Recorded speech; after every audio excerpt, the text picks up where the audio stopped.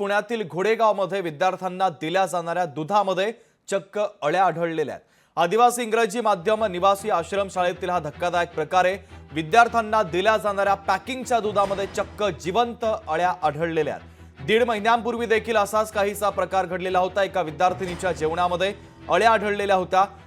आश्रमशाळेमध्ये आदिवासी विद्यार्थ्यांच्या जीवाशी खेळ सुरू असल्याचा हा सगळा धक्कादायक प्रकार।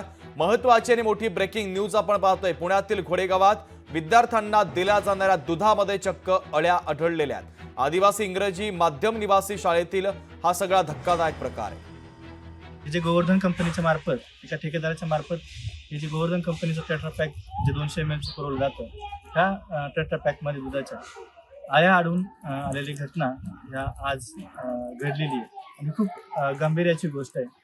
जसं सेंट्रल किचनचं जेवण पुरवलं जातं त्याच ती जशी निकृष्ट पद्धत आदिवासी मुलांच्या जीवनाशी खेळ करण्यासाठी चालवली गेली आहे। 1 तारखेला काहीतरी उंदरांनी थोडे बॉक्स कुरतडलेले होते, त्यावेळेला सापडल्या त्या आळ्या त्या ह्याच्यामध्ये सापडल्यामुळे त्यांनी दुधाचा विद्यार्थ्यांना दूध वगैरे देण्याचं 1 तारखेपासूनच बंद केलेलं होतं। बिरसा ब्रिगेडचे एक प्रवीण पारदी आणि त्यांचे सहकारी आणि मुख्याध्यापक आणि मीही समक्ष होतो।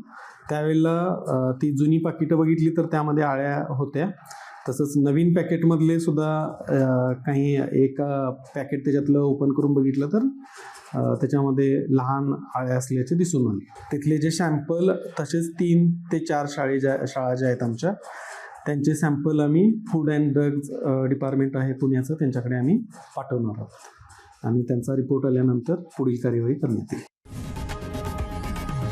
लोकशाही मराठी ऐका, पहा, जागरूक रहा।